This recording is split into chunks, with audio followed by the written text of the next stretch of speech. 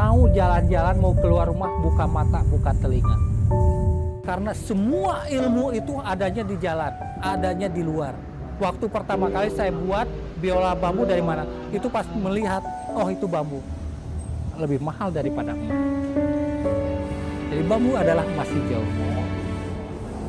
Kalau misalkan kita bikin sesuatu yang baru, dikenalnya itu lama, dikenangnya itu lama, dan itu bakal kekal.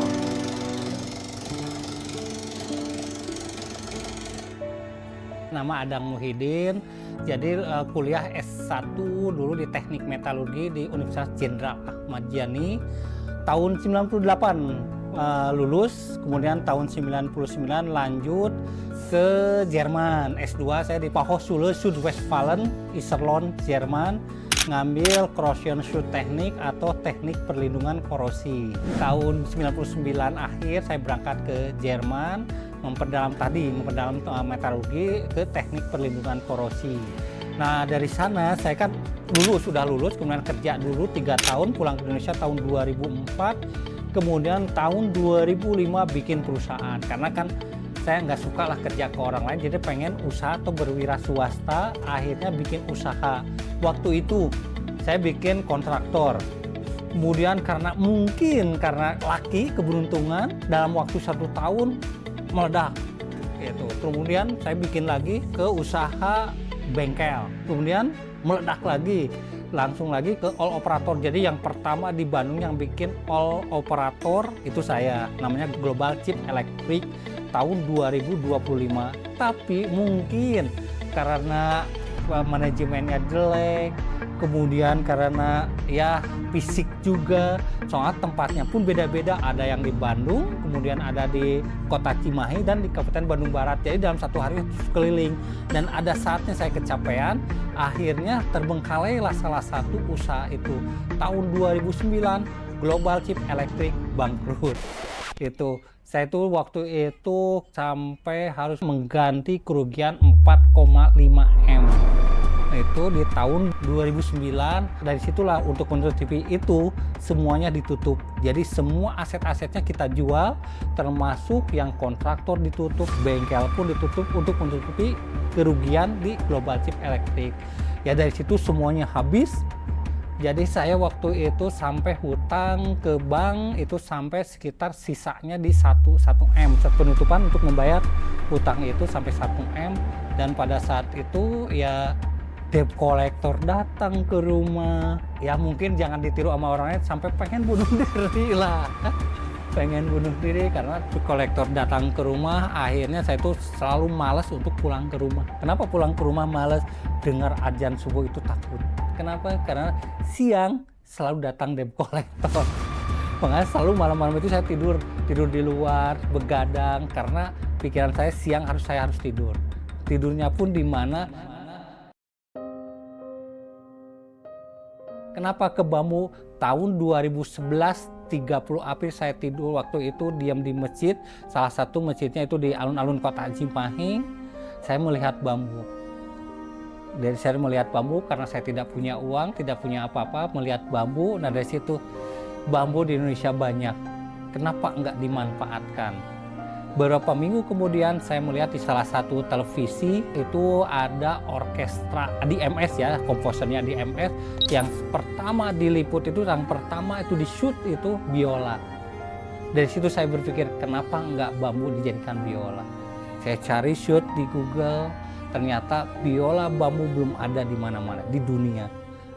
Akhirnya saya dan teman saya bikinlah biola bambu. Biola bambu tahun 2011 saya mulai belajar bikin biola bambu, mulai diulik, belajar cara mengeluarkan suara dan apapun itu. Ya mungkin karena keberuntungan juga, padahal mulainya itu di 30 April 2011 saya mulai belajar tentang bambu, belajar tentang biola bambu. Setelah jadi September 2011 Kementerian Pedagang melirik kami. Jadi hanya waktu berapa bulan dapat telepon. Kenapa waktu itu? Karena teman saya memainkan biolanya itu di jalan, ada salah satu televisi yang meliput. Akhirnya Kementerian Perdagangan ngelihat dan telepon, bisa nggak pameran di Java Jazz? Itu benar-benar kaget. Saya belum apa-apa, belum punya apa-apa, dan ditelepon oleh Kementerian Perdagangan untuk mengikuti Java Jazz Festival di bulan Maret 2012. Jadi cuma berapa bulan kita harus siap. Tapi karena nggak punya uang kan, nggak punya apa-apa, pertama sih ditolak. Akhirnya saya cerita ke mereka, ke Kementerian Perdagangan, saya tidak punya uang, untuk berangkatnya pun kita nggak punya, untuk nginapnya pun kita nggak punya, dan mereka bilang kita tanggung semuanya. Pas bulan Maret kita ke sana, Java Jazz Festival, dan tanggapannya sangat luar biasa, dan dari situlah mulai saya berpikir ini bambu bakal jadi nilai ekonomis, dan ini harus saya mulai belajar untuk mengekspor bambu lebih lanjut. Selain alat musik, kita ke kerajinan yang lain. Seperti itu awalnya. Ya waktu itu kan ngelihat anak ya. Waktu itu saya tuh benar-benar di titik-titik terendah. Waktu itu 2009 saya sampai ada pikiran untuk kerja gelap ke luar negeri gitu kan. Saya udah bilang ke istri, dan istri sok berangkat. Yang anak pertama udah SD, waktu itu masih butuh uang gitu kan. Kemudian istri pun karena stres mungkin karena banyak debt kolektor, akhirnya saya memutuskan ya udah saya berangkat ke Jerman dan saya apply ke luar negeri untuk kerja gelap. Tapi alhamdulillah 17 Januari 2011 anak yang kedua lahir. Padahal bulan Februarinya mau berangkat. Tapi pas lihat anak lahir, saya harus di Indonesia. Saya harus mencari uang. Yang membuat saya harus usaha lebih giat lagi karena melihat anak yang kecil. Yang anak yang lahir kedua itu melihat saya nggak tega. Kenapa? Karena 5 tahun lah harus diam di sana. Ya takut lah pas pulang ke Indonesia dia bilangnya, Om, gitu kan. Ya udah, saya harus di sini. Ya dari perjalanan itu lah, dari Februari ke April, ya saya harus ke bambu. Itu mungkin ya karena keluarga yang membuat saya kuat. Ya saya harus bangkit lagi. Ya karena saya melihatnya ke bawah banyak orang-orang yang tidak beruntung kok bisa bangkit. Kenapa? Saya yang punya pendidikan lumayan tinggi dan punya kreativitas, kenapa nggak bisa bangkit? Orang lain bisa, kenapa saya nggak bisa? Sebenarnya awalnya sih bukan Pirage Awi, waktu berdiri itu Nusantara Bambu Harmoni. Yang pertama, tahun 2011 itu yang pertama belajar itu, belum berpikir untuk jadi nilai ekonomi ya. Belum menjadi uang lah, kita nggak berpikir jadi uang. Jadi saya hanya nutupi kegiatan sehari-hari karena pusing. Dan kenapa muncul Pirage Awi pada saat setelah Java Jazz, karena banyak orang yang tertarik. Waktu itu namanya masih Indonesia Bamboo Society. Dan pada saat itu saya diajak pameran di Geraha Manggala Siliwangi di Kota Bandung. Setelah di Java Jazz kita bikin gitar, bikin bass gitu kan. Walaupun waktu itu belum ada drum. Dan pada saat itu kita pameran di Geraha Manggala Siliwangi, dan ada salah satu pengunjung yang bilang, kalau bahasa Sunda ya, biola sabaraha, ini biola berapa? Waktu dulu masih harganya di 400.000, sekarang udah 3.500.000, 400.000 kan saya bilang gitu. Terus anaknya bilang, taruhnya beli weh eta biola, Pak kasihan, belilah itu biola ke bapaknya. Bapaknya bilang, Pirage Awi, ini mahal, hayang gancang benghar gitu kan. Hanya bambu kok mahal, pengen cepat kaya. Nah dari situ saya berpikir, saya akan membuktikan ke mereka suatu saat ini bambu bisa jadi mahal. Makanya muncullah Pirage Awi, tapi di Inggris kan. Jadi Pirage Awi gitu. Jadi kita ingin menyentil, ini hanya bambu, tapi menjadi suatu produk yang luar biasa. Dan saya sih yakin yang dulu membuat itu Pirage Awi itu, ngelihatlah perjalanan kita. Jadi segala sesuatu yang kita keluarkan harus bisa dipertanggungjawabkan. Ya kan? Termasuk bambu kan. Karena bambu selalu orang-orang tuh, terutama orang Indonesia ya, bambu murah, bambu murahan, bambu tidak kuat. Nah kita pengen membuktikan bambu harus kuat. Bambu murah tapi bukan murahan. Makanya kenapa saya dengan akademisi?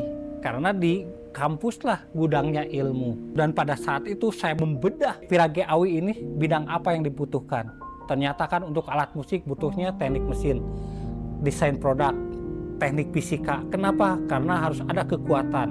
Makanya untuk alat musik, untuk semua yang kita produk itu ada pengujiannya. Kalau di metalurgi dulu ada uji tekan, uji bekok, elastisitas, dan itu dimanfaatkan ke bambu. Dan kita ada juga untuk teknik fisikanya. Kenapa? Untuk resonansinya. Jadi kita nggak mengeluarkan alat musik itu asal.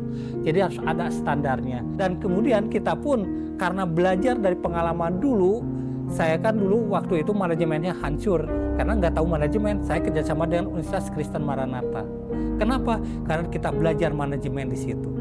Dan untuk promosinya kita belajar di DKP, Desain komunikasi visual untuk promosinya. Jadi kita kerjasama dengan 5 akademisi dan 5 kampus di Indonesia apa yang kita butuhkan. Yaitu pelajaran juga buat para pelaku usaha, UMKM, bisa bekerja sama dengan akademisi untuk membedah apa sih yang dibutuhkan oleh pelaku usaha untuk bisa mengembangkan usahanya atau manajemennya. Jadi kan karena dulu pernah ada di titik bawah ya pada saat itu saya merasakan gimana dibully, ini stres gitu. Pokoknya mah ya amburadul lah. Makanya pada saat itu saya ingin membantu orang-orang yang tidak beruntung. Makanya pada saat perjalanan di situ kita membantu, kita punya mitra ada 5. Jadi kita ada ibu-ibu rumah tangga yang single parent, kita bantu biar mereka minimal bisa menghidupi diri sendiri. Kita buat usahanya, kita bantu peralatannya, kemudian ada disabilitas juga, mereka juga belajar di sini. Ada 2 yang kita lakukan, selain pelatihan, ada pendampingan juga agar mereka bisa mandiri. Ya ada 5, kemudian ada yang dari beberapa daerah juga, ada ibu-ibu juga, kemudian ada anak jalanan, kemudian disabilitas, kemudian anak-anak Karang Taruna yang kita bantu mereka agar mereka bisa mandiri. Jadi Virage Awi bukan hanya tentang bisnis, tapi ini kita memberdayakan masyarakat biar mereka bisa berdiri sendiri, minimal menghidupi diri sendiri. Itu. Jadi kita di sini sistemnya itu kita bukan disebut pekerja, tapi kita sebutnya mitra. Yang sebagai pemilik Virage Awi itu bukan 1 orang saya sendiri, tapi ada 4 orang. Kenapa 4 orang? Karena 3 orang itu yang dulu berjuang bersama saya dianggap sebagai pemilik. Jadi kita anggap pemilik, jadi pemiliknya 4 orang. Walaupun semua kejaksanaan dari saya langsung. Kemudian yang lainnya dianggap mitra. Kenapa dianggap mitra? Karena sistemnya kita sistem proyek. Di tempat kami itu ada 8 orang, tapi mitra kami ada sekitar 50 orang. Jadi kalau misalkan ada pesanan, kita sebarkan ke berbagai mitra-mitra kami di berbagai tempat. Gitu. Jadi aman lah, kalau misalkan ada pesanan berapa ribu pun kita sanggup. Kita jangan lupa bahwa Indonesia itu 15% varietas bambu dunia itu ada di Indonesia. Bandingkan berapa ratus varietasnya itu ada di Indonesia. Tapi kita kalah oleh Cina, kita kalah oleh Vietnam, kita sekarang mulai oleh Thailand, India. Harusnya tirai bambu itu Indonesia bukan Cina. Kenapa? Karena varietasnya terlalu banyak di Indonesia tapi nggak dimanfaatkan. Nah dari situlah saya itu mulai untuk mengeksplor itu bambu biar menjadi sesuatu yang bermanfaat dan juga bisa dikenal di luar negeri. Dan tadi kelebihannya apa? Kelebihan bambu banyak, benar kan? Di Indonesia banyak loh, dan itu bagus-bagus di Indonesia itu. Dan kalau misalkan ke lingkungan untuk menghambat erosi ya di sempatan sungai itu bagus. Kemudian kalau yang ada pohon bambunya nggak pernah dan nggak mungkin nggak ada air, benar nggak? Kenapa? Karena bambu menyimpan air. Nah itu kelebihan yang di alamnya. Kemudian ke bahannya, kalau misalkan kita ada treatmentnya yang betul, yang benar-benar kita lakukan yang betul, itu lebih kuat daripada kayu jati. Tapi harus ada treatmentnya. Makanya kenapa orang-orang tidak tahu dan menganggap itu bambu tidak ada manfaatnya, karena mereka tidak tahu cara pemanfaatan dan treatmentnya mereka tidak tahu. Itu. Makanya kita mensosialisasikan ke masyarakat, kita memberikan edukasi ke masyarakat bahwa bambu kalau misalkan kita benar-benar treatmentnya ini lebih kuat daripada kayu. Dan coba bayangkan kalau kayu 50 tahun harus ditebang, betul kan? Tapi kalau bambu berapa tahun? 5 tahun. Kalau misalkan ke industri itu lebih cepat daripada kayu. Ya. Nah itulah banyak sekali kelebihan bambu daripada kayu.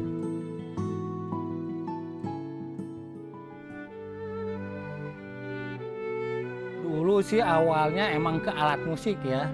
Dan saya dulunya itu pengen bikin simfoni bambu orkestra. Itu yang pertama di dunia. Makanya waktu itu 3 tahun pertama, tahun 2011 sampai 2013 kita eksplor untuk ke alat musik. Makanya waktu itu kita sudah bikin alat musik modern mulai dari gitar bambu, bass bambu, biola bambu, saksofon loh ayat. Saksofon, trombon, klarinet, drum bambu juga, timpani kita buat juga. Kita nantinya target akhirnya kita buat piano. Kenapa? Karena untuk mengadopsi simfoni harus ada 4 alat pukul, alat tiup, alat petik, dan alat gesek. Dan semuanya udah kita bikin. Dan itu target ke depan untuk alat musik. Kita pengen buat simfoni bambu orkestra yang pertama di dunia. Kemudian kita mulai merambah ke kerajinan dan juga konstruksi. Untuk kerajinan kita buat ada tumbler, ada jam tangan, sayangnya nggak dipakai ya. Ada jam tangan bambu juga. Kita kemudian ada juga ke alat makan bambu, konstruksi. Kita pernah buat juga restoran dari semuanya konstruksi bambu. Kemudian kita merambah kuliner juga. Kenapa? Karena bambu itu banyak manfaatnya mulai dari akar sampai daunnya. Kalau misalkan search di Google, daun bambu itu mengandung antioksidan. Proteinnya banyak. Berarti itu buat herbal bisa dimanfaatkan. Maka dulu kita pernah bikin kerupuk daun bambu. Kemudian rebungnya kita bikin cheese stick, bikin brownies. Kenapa? Rebung bisa dijadikan sebagai tepung. Tepung di Indonesia itu semuanya import. Bambu itu aslinya Indonesia. Kenapa nggak kita beralih ke rebung? Banyak manfaatnya mulai dari akar sampai daunnya bisa kita manfaatkan. Itu kuliner. Jadi kita bermacam-macam produk. Dan kita pengennya masyarakat bisa dan bisa belajar di tempat kami. Kita sebarkan ilmu ini bukan hanya milik kami, kita sebarkan ke masyarakat. Jadi itu kuliner, kerajinan, alat musik, konstruksi baru itu.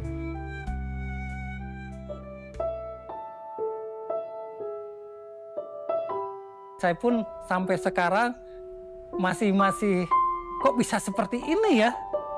Karena kan waktu dulu saya tuh nggak bayangkan bisa seperti ini, bisa dari alat musik ini bisa keliling ke berbagai negara, bisa dikenal oleh menteri, dikenal oleh presiden, dan bisa juga kita diundang Perdana Menteri Malaysia.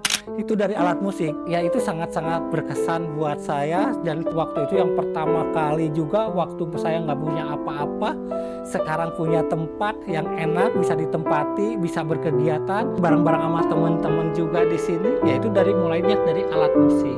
Jadi itu sangat berkesan sekali. Bukan ke Pirage Awi aja sih, pelaku usaha bambu yang ada di Indonesia kebanyakan itu mereka targetnya ekspor luar negeri. Kenapa? Karena masyarakat Indonesianya perlu diedukasi. Ya itu tugas kita lah, kita mensosialisasikan ke masyarakat. Ya karena itulah pertama bambu itu murah ya, dan ada di mana-mana. Makanya masyarakat itu bambu murah kenapa harus mahal? Makanya kenapa ada Pirage Awi ya? Pirage Awi gitu kan. Nah karena stigma dari masyarakat bambu murah. Kemudian bambu itu identik dengan kemiskinan. Ya kan? Identik dengan kemiskinan. Lihatlah yang bergerak di bambu. Hampir 90% miskin. Di bawah garis kemiskinan. Makanya kita pengen memperlihatkan ke masyarakat. Dengan bambu kita harus kaya. Makanya kita harus tidak lepas dari inovasi, kreativitasnya, dan kolaborasi. Makanya itu tugas dari kami, ya mungkin 5-10 tahun yang akan datang, masyarakat mudah-mudahan Indonesia bisa menghargai karya Indonesia yang sudah dikenal di luar negeri. Ya mudah-mudahan lah, alat musik aja hanya 10% yang beli orang Indonesia. Sayangnya, miris ya. Jadi kolaborasi bukan hanya masyarakat kita dengan akademisi juga, dengan media juga ya, termasuk ini ya, ini kan untuk mempromosikan juga kan, itulah maksudnya kolaborasi. Jadi bukan hanya dengan masyarakat aja, kita ada istilahnya ABCGM ya, akademisi, bisnis, community, media, dan government. Jadi kita kolaborasi berbagai unsur biar mempromosikan ini produknya Pirage Awi. Ya pengennya ke depan, jadi kan ini kita ada namanya rencana usaha lah. Kalau dulu zaman saya ya namanya Repelita, rencana pembangunan Pirage Awi per 5 tahun. Kita ada target 5 tahun yang 25 tahun yang akan datang. Kita harapannya ke depannya ini dijadikan sebagai pusat edu wisata dan ekowisata masyarakat Indonesia dan masyarakat luar negeri. Jadi kami punya mimpi untuk 10 tahun yang akan datang ini biar masyarakat itu bisa melirik dan bisa menghargai produk-produk bukan hanya Pirage Awi tapi produknya produk bambu. Biar mereka menghargai produk bangsa sendiri yang bisa dikenal dan bisa dikenal lah di luar negeri, biar masyarakat itu mulai ngeh ke produknya. Ya kita berharap di 10 tahun yang akan datang juga ya Simfoni Bambu Orkestra bisa lahir di Bandung Barat, di Jawa Barat, di Indonesia. Yang paling bahagia itu melihat anak-anak yang kerja. Kenapa? Karena kan tahu lah perjalanan anak-anak ya. Dari awalnya mereka itu anak jalanan, akhirnya bisa ke luar negeri. Kemudian ada yang disabilitas, awalnya dia tidak bisa apa-apa. Kemarin malah mereka ngasih kabar, Kang, saya udah di NTT ngajar. Ngajar apa? Ngajar kerajinan bambu. Jadi itu bermanfaat kan buat dia, ya. Dia bisa menghidupi dia dan keluarganya. Itu yang paling berkesan buat saya sendiri. Jadi bisa membantu orang lain. Itulah. Karena kan sukses itu bukan hanya untuk diri sendiri ya. Sukses bisa bermanfaat buat orang lain. Itu yang paling berkesan. Waktu pas bangkrut itu 5 tahun loh. Jadi 5 tahun mungkin karena orang lain udah pecah. Mungkin orang lain ya udah cerai kali ya, tapi kan karena lihat istri, dia bertahan, istrinya mendampingi walaupun ada kesel-keselnya. Tapi dia mendampingi anak pun ya sampai sekarang bisa hidup sederhana. Ya, walaupun ini udah seperti ini tapi tetap sederhana karena pernah merasakan di titik itu. Jadi ya luar biasa lah, alhamdulillah sudah mendapatkan istri yang luar biasa dan melahirkan anak-anak yang juga yang luar biasa. Jangan ada yang percaya lah.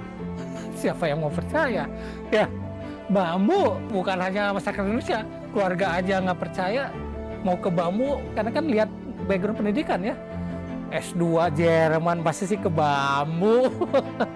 Ya awalnya gitulah. Makanya saya cuma bisa bilang ke istri, lihat suatu saat bisa berhasil. Tapi cuma nanyanya suatu saat. Tapi kan namanya perempuan ya, matre ya. So, kapan? Selalu kan seperti itu. Tapi saya cuma bilang suatu saat. Dan untuk menghindari pertanyaan itu, kadang-kadang saya nggak pulang 3 bulan. Iya, 1 bulan nggak pulang. Ya untuk menghindari itulah. Tapi ya alhamdulillah selama perjalanan dari 2009 bangkrut, 2013 udah mulai kelihatan, jadi 4 tahun, 5 tahun udah mulai kelihatan. Ya bertahanlah 5 tahun. Menghindari bertemu, misalkan istri pergi pagi kerja, saya datangnya pas istri udah pergi, gitulah. Tapi itulah masa lalu. Ya buat semua lah, bukan gadget aja lah, semuanya ya. Kalau misalkan mau jalan-jalan, mau keluar rumah, buka mata, buka telinga. Ya, kenapa? Karena semua ilmu itu adanya di jalan, adanya di luar. Ya, makanya telinganya buka, matanya buka, jangan melihat yang ganteng, yang cantik, ngelirik ya. Tapi ngelihat disitulah mulai inspirasi itu muncul. Waktu pertama kali saya buat biola bambu dari mana? Itu pas melihat, oh itu bambu. Pas mau bikin piano bambu dari mana? Itu pas melihat tukang jahit yang di jalan. Akhirnya timbul bikin piano dari bambu. Jadi semuanya itu jalan, buka mata, buka telinga, dan konsisten. Jangan misalkan lihat tukang seblak kaya nih, pindah ke seblak. Lihat tukang cireng, kok maju, pindah ke cireng. Jadi awalnya dari nol. Tetap konsisten di satu bidang di situ. Suatu saat walaupun naiknya pelan, tapi sampai tujuan. Ya, konsisten. Ya. Kalau yang disyukuri keluarga ya, alhamdulillah dapat keluarganya yang mensupport gitu kan ya. Ya keluarga istri, keluarga sendiri juga mensupport sampai sekarang pun walaupun awalnya kurang percaya, tapi sekarang mereka benar-benar mensupport semuanya. Ngelihat juga karena kita kan ngebantu orang juga, sosialnya banyak juga. Akhirnya mereka pun ikut mensupport. Kemudian bersyukur, yang paling bersyukur yang mungkin Allah yang memberikan cobaan itu waktu bangkrut. Coba kalau saya nggak bangkrut, mungkin nggak akan seperti ini ya. Maka saya bersyukur di warning sama Allah. Kamu mikir loh gitu sama Allah tanya. Jadi bersyukur sama Allah disentil. Kalau dulu kan merasa pinter, lulusan luar negeri loh, pinter gitu kan. Makanya disentil sama Allah, saya bangkrutkan kamu. Bangkrut kan. Tapi dari situ mulai saya mikir dari situ. Alhamdulillah bisa seperti ini, dan alhamdulillah dengan bambu saya bisa menolong banyak orang, bisa dikenal, bisa memberdayakan masyarakat. Ya senang lah, saya bersyukur lah waktu itu bangkrut, walaupun pada saat itu stres.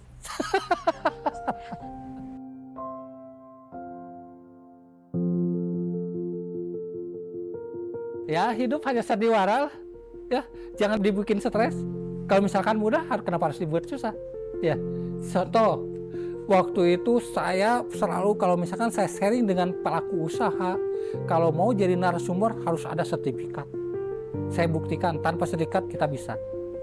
Anggaplah sandiwara, itu mah sandiwara, jangan terlalu pikirin. Harus ekspor, harus ada sertifikat, harus ada surat-surat apapun. Kita ada jalan yang lain biar kita bisa ekspor. Ya, jadi jangan dibikin susah lah. Kalau ada yang mudah, yuk kita jalan yang mudah itu. Dan ini Virage Awi pun itu berbentuk usahanya NIB loh, perorangan. Bukan berbentuk perusahaan gede. Orang-orang selalu ngomong PT dong, CP dong.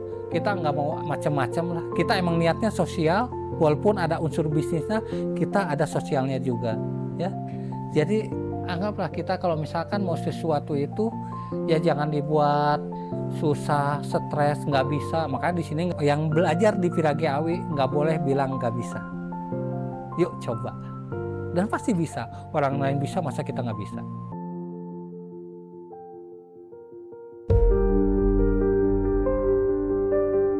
Saya sih berharap makanya kalau di sini itu Virage itu bukan perusahaan keluarga. Saya ingin ini Virage Awi milik masyarakat. Karena di sini udah ada sekitar 120 inovasi produk. Dan saya ingin inovasi ini tidak berhenti di sini. Walaupun saya nggak ada, tapi ini bisa bermanfaat buat orang lain. Ya bisa menghidupi orang lain juga, bisa dijual buat keluarganya dia sendiri. Itu luar biasa. Saya pengen ini produk-produk Virage Awi bisa bermanfaat buat semua.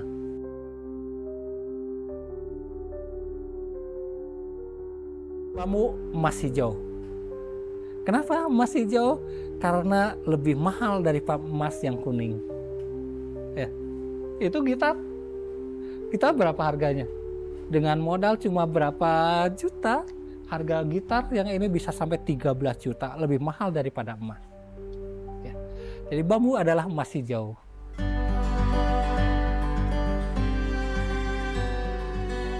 Kalau saya sih nggak pernah membanggakan semua produknya, dan saya tuh karena dulu pernah di dalam situasi yang pahit, jadi saya nggak pernah mengingat apapun yang di belakang. Semua yang dibikin tuh selalu ada manfaat dan yang berkesan semuanya. Makanya saya tuh paling nggak seneng yang namanya ATM. Tahu ATM? Amati tiru modifikasi, itu membodohi masyarakat loh. Ya untuk meniru lah. Ya, untuk meniru. Jadi tiru modifikasi, wah itu meniru tuh. Maka yuk bikin sesuatu yang baru, dan makanya buka mata buka telinga itu bikin sesuatu yang baru. Itu, dan itu kalau misalkan kita bikin sesuatu yang baru, dikenalnya itu lama, dikenangnya itu lama, dan itu bakal kekal. Kalau follower itu sebentar. Makanya ini banyak yang niru, tapi tetap Virage Awi kok yang muncul. Virage Awi selalu di depan.